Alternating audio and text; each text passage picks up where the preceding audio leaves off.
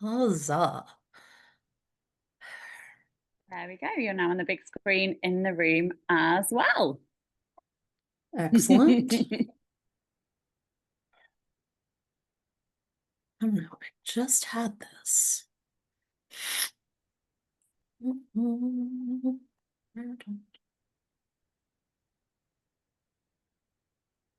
Well, now I can't see my face anymore. What We did I? can. But we've got your face Okay, and not your screen at the moment. right. Okay, let me. What in the world? Okay, yes, it's being recorded. Hello, wonderful audience people. Where did my share go, though? You might need to like wiggle your mouse along the bottom. Mhm. Sometimes it disappears altogether. Um, it straight up doesn't have the option for sharing things at the bottom. How Before, very odd. is it because I'm not a host anymore? Mm, Or something along No, those no, lines? I've got it set up for hosts and panelists. Let's try that. Okay. It might be Ah, because there we I go. am sharing you. We've got like a little chain of sharing going on. Is that better? Amazing. We've still got your face and your slides are Excellent. coming Perfect. through. Online people, can you see and hear everything that you need to see and hear? Alex's slides are just coming, and you should now have Alex next to their slides. Lovely. Everybody is saying yes. Amazing. Over to you, Alex. Wonderful. Thank you. Have we got anyone in the in-person audience at the moment? We certainly have. Could you hear them? A little bit. Hello. Right, let me try. If I do that, you should be able to see them. Hello. Thank you There for we coming go. to a well, for me, it's rather early. No, it's not. Time zones are weird. Thank you for coming to a discussion about grammar. So, let's begin. Hi. Thanks everyone for coming to my talk. You may know me as Comic Geekery on Tumblr and AO3, but I also have a real life name. I'm Alex Townsend, and I work as a writer, editor, and professional writing coach. I even have a website, and I'm open for clients, just saying. Anyway, like most of us, I read a lot of gay fanfic and gay original fic and kind of everything. So I've noticed there's been some problems. Same-sex romance has got to stop making pronouns so hard. Let's get into the tragic tale of gay pronouns. First, let's take a look at the basic issue. Hastur knew this was the moment. Leaguer was taking off his shirt and watching him with hungry eyes. He was ready for him to ravish him completely. Obviously, we've got a problem here. Who's ready for who to ravish whom? Maybe the broader story offers clues, but can we be sure? I'd certainly take a second to think about it. There's a good reason sentences like this come up and come up often. It's because this is exactly how you'd write a straight pairing. Now, let's try something else. Michael knew this was the moment. Leaguer was taking off his shirt and watching her with hungry eyes. He was ready for her to ravish him completely. I can write this nearly identical scene with a woman and man because they have different pronouns that can each only refer to one character. Millions of romance authors have written their most intimate scenes on this basis. However, like a tight closet stuffed with two porny enemies, it gets hard to stay that close and remember whose hands are whose. That's when many a desperate writer calls upon my most hated enemy, the other.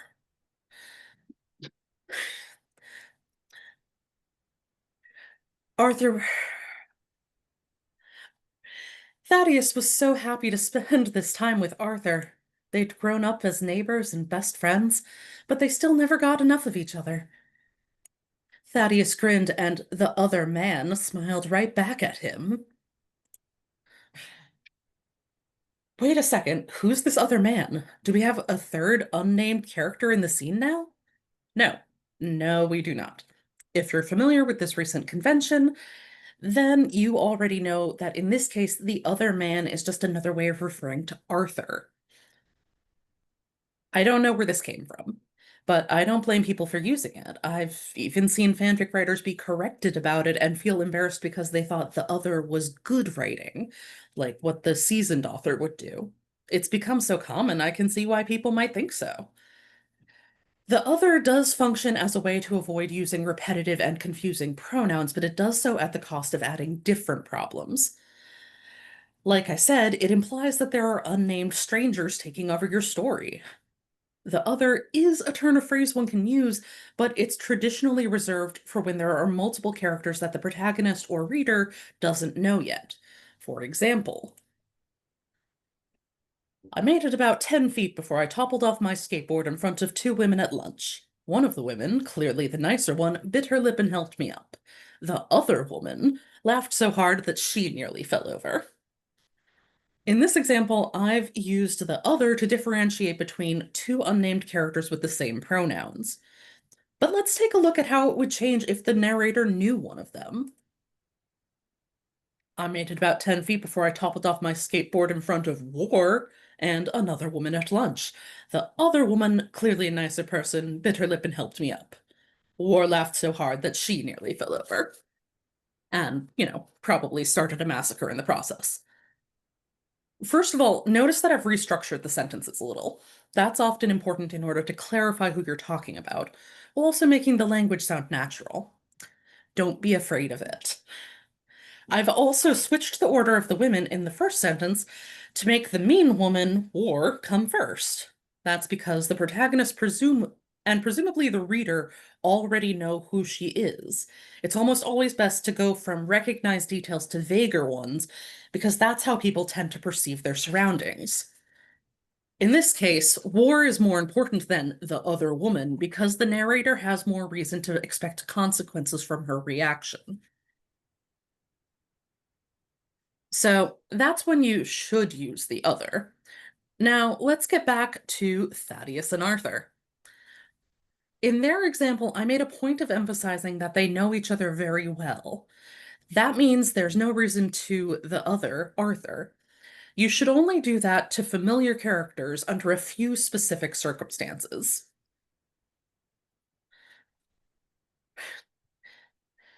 If the protagonist has a reason not to recognize them, such as the other figure stepped into the light. It was Aziraphale.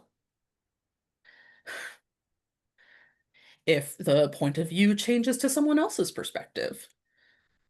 War stopped laughing when she saw Crowley wasn't alone. There was another occult being with him. Or, if you're doing something clever to trick the reader, no, this is only for important plot points. For example, the killer and his accomplice chased Crowley down the hall.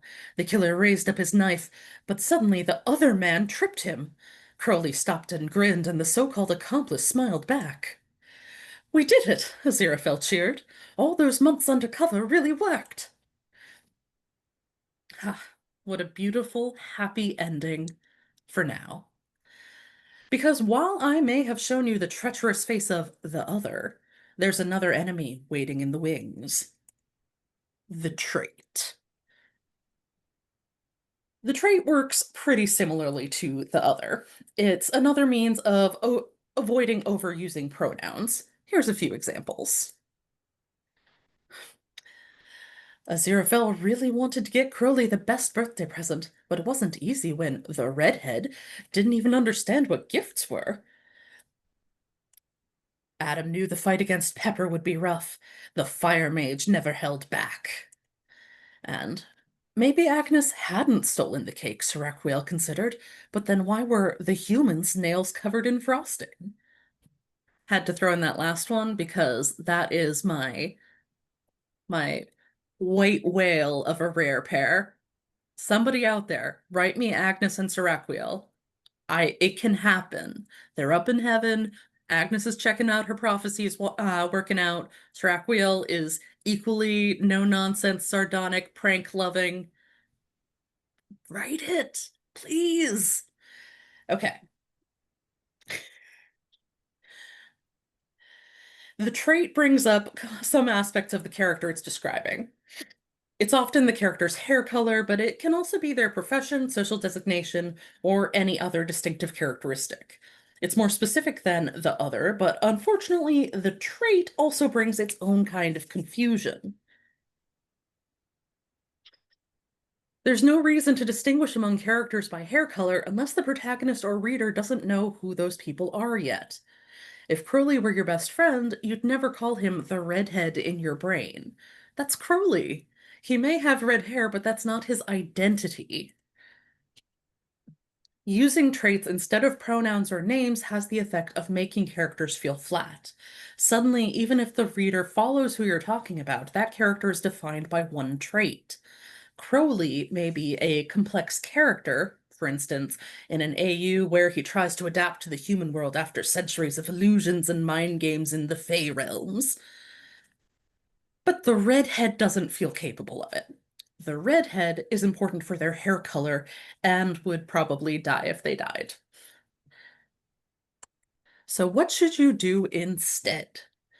I think a lot of modern romance writers feel lost about how to handle pronouns because it's only in the last few decades that it's really been possible to publish queer romance.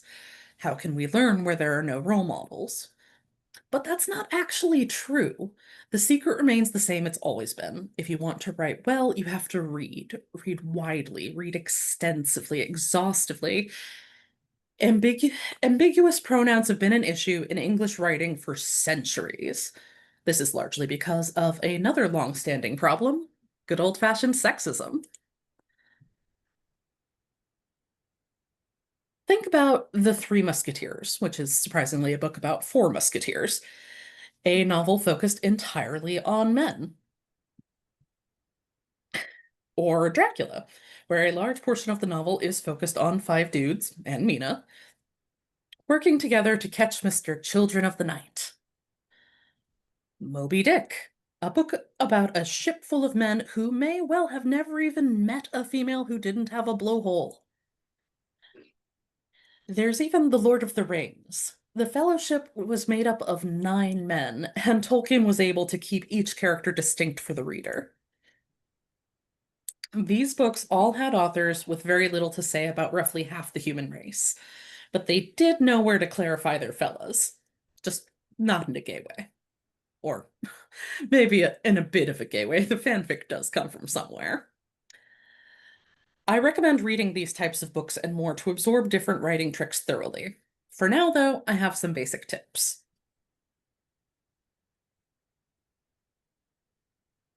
First, use your characters' names. If the reader and point of view character know who someone is, do not be afraid to use their name constantly if you have to. Yes, this sounds odd if you never use a pronoun, but I promise you can play with it a lot longer than you think before you start to go overboard. Second, there is in fact a system for using pronouns unambiguously. It takes practice on the writer's end, but it's seamless to the reader. The system is this. It's a game of tag.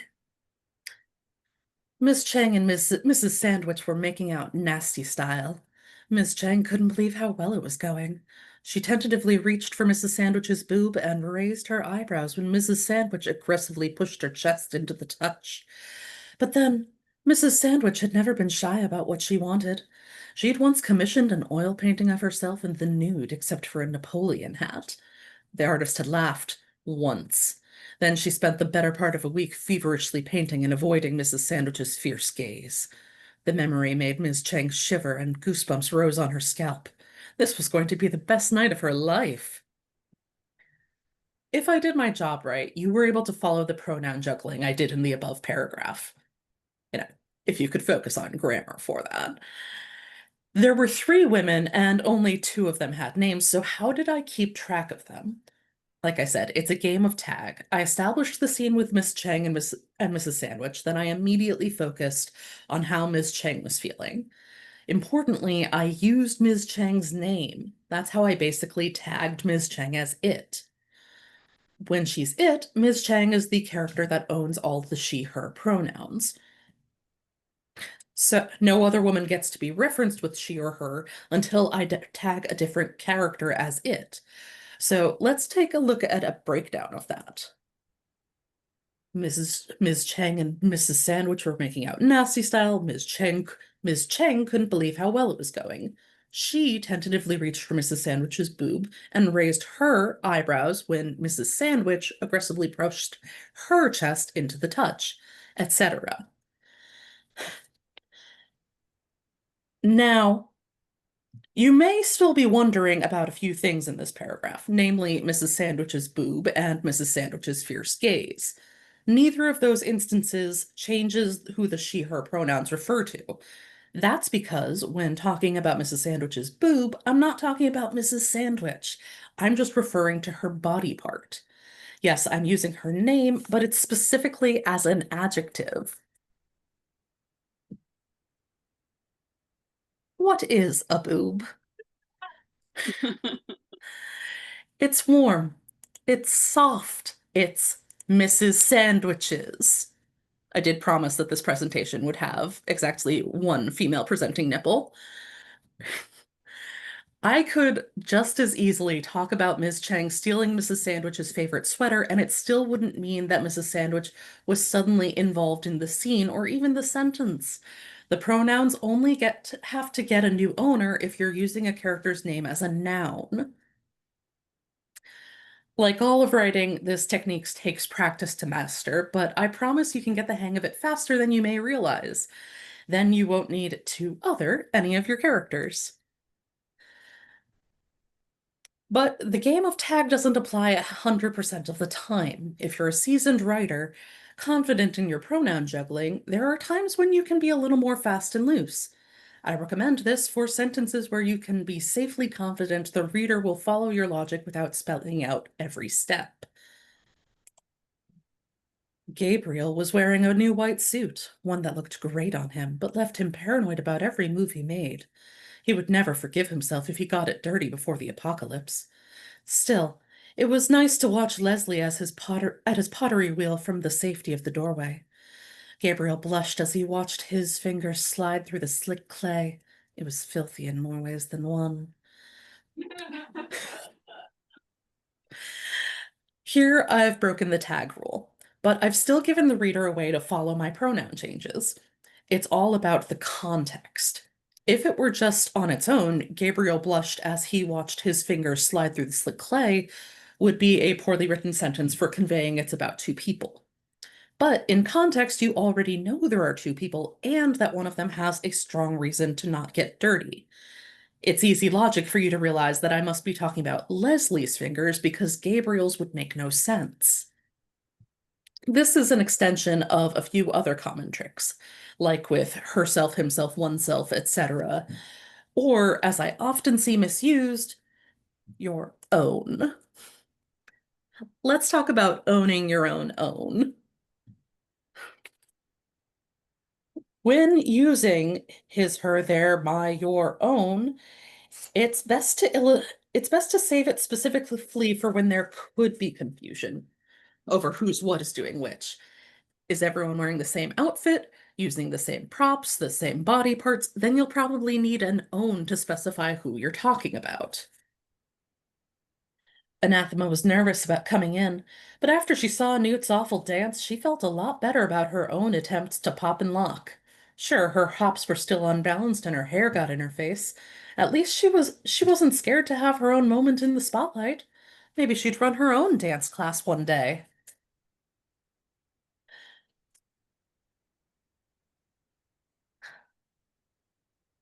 I've seen a lot of online writing with sentences like, Mary caressed Eve with her own hand, or Dog nibbled Eric's ear with his own teeth. In these cases, it's unnecessary to specify that the character is using their own body parts to perform an action. Anything else would be a weird situation that would call for a lot more description, such as reaching to grab somebody's hand and making it caress their own face. Or, as a friend of mine put it, stop caressing yourself. Stop caressing yourself.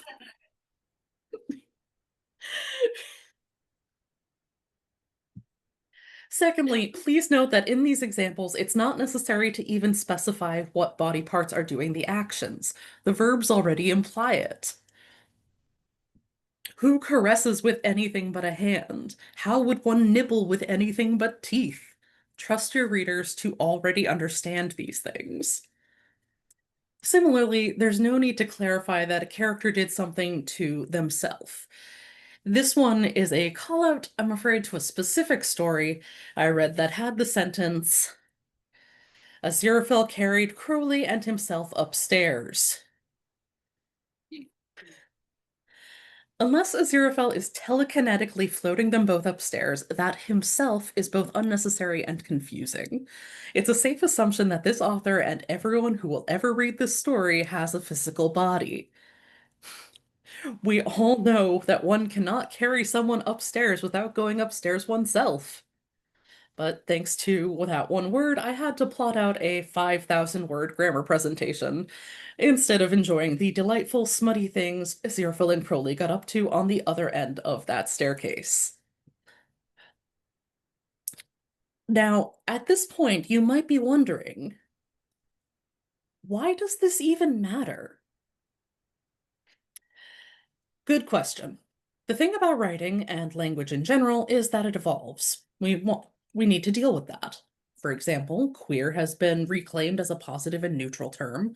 No one wants to use the word spiffy anymore, and literally can now mean this is what actually happened, this is what figuratively happened, or everything I've ever told you has been a lie. The changes can be hard. What was once unacceptable or even nonsensical can become perfectly normal language. Really, the only important thing is that your readers can understand what you're trying to say to them through these weird written symbols we've agreed represent sounds. But understanding is also a term that needs to be clarified. Maybe you can understand me when you talk like this, but it takes more effort. That effort can break a reader's immersion in your story and remind them that they're reading rather than experiencing. And stories are nothing if they aren't an experience. In my opinion, the trouble with the other isn't just a literary dilemma, it's also a social issue. When an author writes the other man or the other woman as a stand-in for pronouns, it doesn't just describe one character. It also describes the protagonist of the scene. There can be no other without there first being a one. Suddenly, it gives the protagonist's gender an unexpected highlight. It tells the reader that it's important to know and remember the main character's gender, that it's an essential aspect of who they are. If Tracy goes to hug the other woman, the reader can infer that the hug was inherently feminine. If famine if famine kisses the other man, then it must be a masculine kiss that only two men could exchange. It also points like a glowing arrow saying, this is the gay part.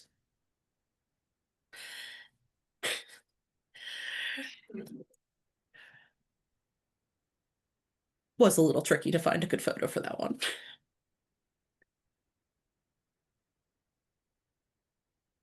If a group splits up and the men stayed while the women went on ahead, which is an actual quote from a published novel, then it implies that it's significant that they parted along gender lines, that somehow their separate tasks are ones only appropriate for their specific gender. It says that characters' genders are more important than any other qualities. In short, it winds up being pretty sexist. Uh, with certain exceptions.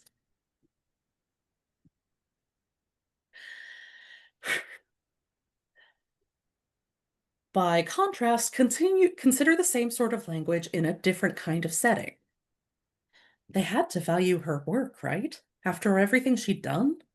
Dagan glanced down the conference table to Uriel, the other woman in the room. She stared right back at her with clear pity and contempt. Fuck. Here it is important that the characters are both women because that informs their feelings and motivations in a very specific way. Uriel is the other woman because she is in fact the only other woman in a room full of presumably hostile men. But the vast majority of the time, it's much more important to think of characters as people, as individuals, before you thinking of them as their gender. When you use the other instead of a name or pronoun, you're reducing the character's personhood. You leave them as a category rather than a complex individual, never mind someone that the readers can feel they know. Also, kind of transphobic. Which isn't in which is not to say that it's in a way I usually feel is malicious, but this intense focus on characters' genders rarely seems to arise when trans characters are part of the scene. More than that, when the other woman or the other man is used extensively, it reinforces old ideas of gender essentialism, both in the sense that it's essential to know this character has this gender and in the implication that the character acts the way they do because that gender is an essential part of them. I don't want to delve too deep into politics here, but we are very much in a time where trans people are being overtly attacked in every aspect of life. TERFs and other conservative bigots have been fierce and cruel in denying that transgender people are even real. A major piece of those attacks has been emphasizing old sexist ideas about the inherent unchanging nature of gender. I worry that little linguistic trends like the other woman or man rather than the other person feed into that insidious rhetoric. The advice I've outlined today isn't absolute. Language shifts and adapts, weaves and threads, and creates credible exceptions to any rule. So I've done my best to give you guidelines, hard and fast rules you can use while you grow as a writer and decide for yourself what nuances serve you. You may find that you don't agree with all the thoughts I've given, but if nothing else, I hope you remember that words have power. All of them. So choose the ones you use with care and with intention. Thank you. Still got 10 minutes, so just kidding, part 7. But what about them? And them? All of them. Welcome to the extra credit, brave writers. This is where we take everything you've just learned and up it to hardcore mode, because we are on a new linguistic frontier, aren't we? For the first time, there's a mainstream push to recognize genders besides women and men, and that means confronting the many places where English has evolved in a gendered binary. What's a non-binary way of saying aunt slash uncle, ma'am slash sir, girlfriend slash boyfriend? Personally, I'm in favor of sweetheart, but there's been opposition. Of course, it also extends to pronouns, the most politicized part of speech in English history. Grammatically, things are pretty straightforward with neopronouns like ze, zere, or fey, fair. They work the same way as she, her, and he, him. But a lot of us NB menaces, hi, like to use the non-binary singular pronouns that English already had, they, them. It is not grammatically incorrect to use they as a singular. However, it can be confusing, especially in the intimate style of romance writing. By the way, I do have to note that although non-binary, Mutt's spouse does not have a goddamn name. So we're gonna say that they have chosen the name spouse. Muriel wished that they could spend all their time with spouse. They were just so much nicer than their family. They grimaced, thinking of their siblings and the cruel things they said about their ant farm. They would never be like that. They wouldn't hurt them, but they would, even in front of them. It's possible you can parse that them storm, but are you sure? Do you really know which they is them? And even if you do, was it worth the headache of trying to make it all make sense? Do you feel immersed in my beautiful story or like you just solved a bad riddle? While the situation around them is a bit more complicated than the problems I've discussed for binary same-sex pairings, the foundations are thankfully the same. You need to use creators' names. You need to pay more attention to your wording. You need to clarify a bit more than if it were a woman and a man interacting. And you need to make sure you're applying those rules to any groups who are also in play. Let's assume, for this example, let's assume the reader knows that Muriel is alone in the scene. Then I'd recommend something like this. Muriel wished they could spend all their time with Spouse. Spouse was just so much nicer than Muriel's family. Muriel couldn't help grimacing, thinking about the last few days and the cruel things Beelzebub and Pollution had said about Muriel's ant farm. Spouse would never be like that. Spouse wouldn't hurt Muriel, but Beelzebub and Pollution would, even in front of those beautiful ants. Yes, it takes thought and careful writing. The non-binary community has our finest linguists working on new, universally accepted standards. Actually, it might just be one person. All I know is they're working on it. I'll let you know when we have a breakthrough on that front. For now, we can tell our beautiful queer stories with the tips I've outlined today. I hope it's left you ready and eager to bring every character you've imagined to life. I can't wait to read about them. Now, for real, has anyone got any questions?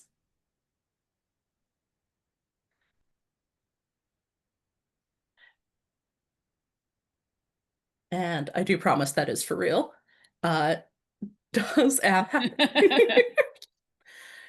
I will keep an eye on the chat for questions as well. Anyone in the room, any questions?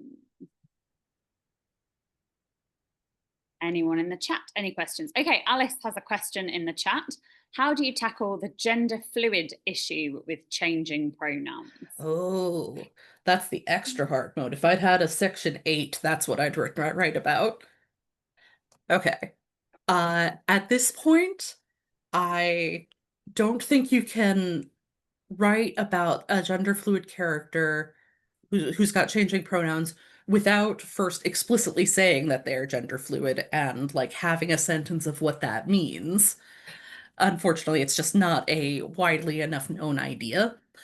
But if you're going to do that, you gotta tag them a lot more.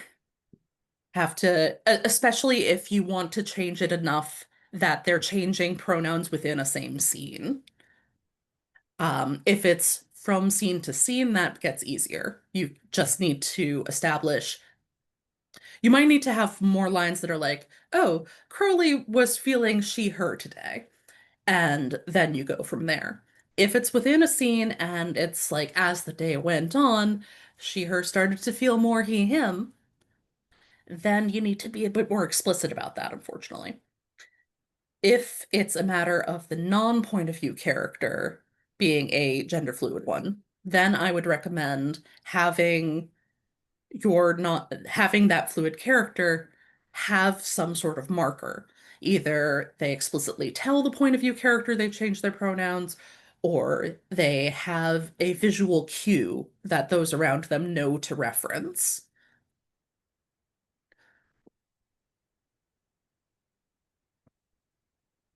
Uh, Okay, yeah. thank you. Any other questions? Questions in the room? I'm checking the chat at the same time. Or questions about the many amazing pairings I brought to you today. That is also always fun. Yes. Okay. Yeah, Still, question from Langham, who you can probably hear. Hello, can you hear me all right? I can hear you a little bit. Okay, tell me. A little bit. Something that I've noticed people doing a lot more in their fics over the past few years is using female as a noun instead of an adjective, Mhm. which is not a pronoun question, but what?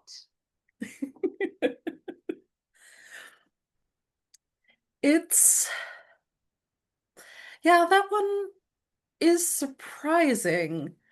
I, let me think about that for a second. It's tricky when you want to have an adjective that says this is woman. So resorting to female for an adjective works. It's an awkward entanglement because female has more biological baggage to it. It tends to still be very much associated with being a cisgender woman. Um, but conveying that to noun form, ugh, I've seen that in circles where they're trying to be more intellectual. I've seen it in some men's rights activist circles. Uh, but I couldn't tell you more than that, what motivations it has.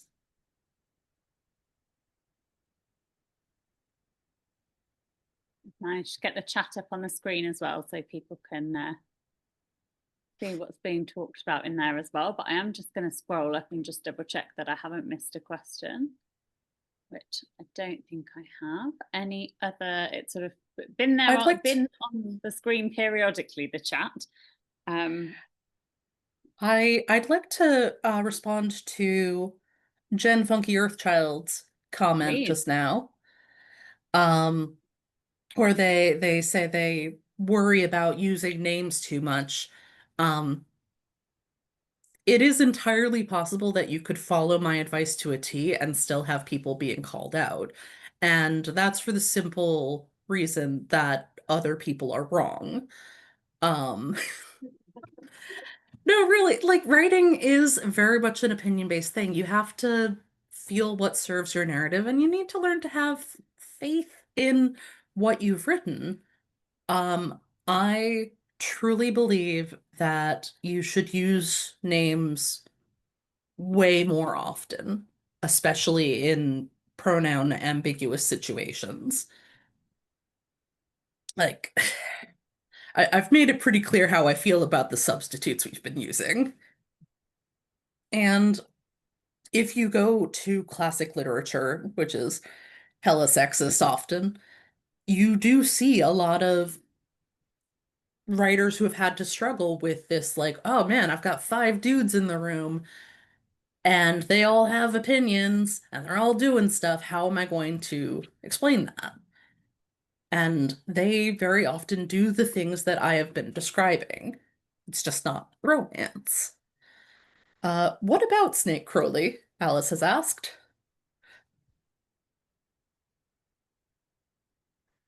Is there a follow-up question, Alice? Good question. If not, what about Snake Crowley? I'm in favor. All day. Is that the question, perhaps? How does one describe